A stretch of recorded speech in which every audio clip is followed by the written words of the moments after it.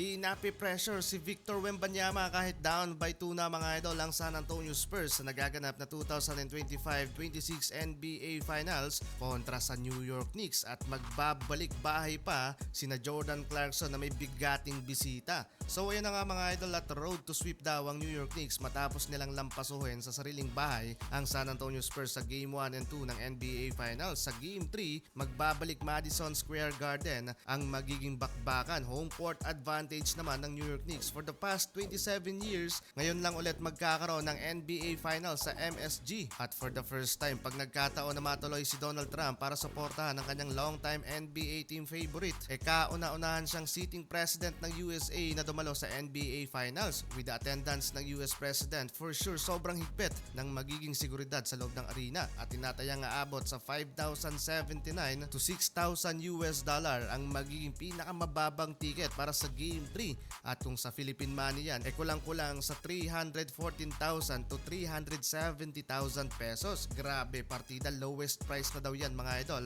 ng Game 3. Kasalukuyang may siyam na NBA Finals appearance ang New York Knicks since tinatag ang kanilang prangkisa at dalawa nga dyan mga idol ang kanilang nakuhang championship title noong year 1970 at 1973 sa parehong kalaban na Los Angeles Lakers at year 1999 pa mga idol nagkaroon ng pinakauling NBA Finals appearance ang Knicks. 27 years ago ang nakalipas, 6 to 7 years old naman that time ang New York Knicks shooting guard na si Jordan Clarkson. Kaya matindi talaga ang paghahanda ng Knicks para dito at sa magiging Game 3 ng NBA Finals sa MSG, pang 30 home playoff game naman to ni Josh Hart. Talagang magkakagulo na naman mga idol ang fanbase ng Knicks kung sakaling makuha pa nila ang championship title. While sa San Antonio Spurs naman dadayo at hindi daw napipressure si Victor Wembanyama sa pagpunta nila sa MSG. Kahit may tuturing ng underdog ang kanilang kumpunan matapos matalo ng dalawang magkasunod, confident at buo pa rin ang moral ng Alien. Wala daw rason para mag-overthink ang fans ng Spurs dahil ready at naka-built daw si Wembanyama sa mga ganong sitwasyon. Excited na din mga idol ang isa pa nating kababayan na si Dylan Harper sa magiging bakbakan sa Game 3 at for sure magkakaroon din ng panibagong adjustment dito ang San Antonio Spurs para sa rookie. Leading scorer mula sa bench at hope so mabigyan pa ng mas malalim na tiwala mula sa kanyang head coach. Kung umabot ka sa dulo ng video na to baka naman pwedeng pa-follow, like, share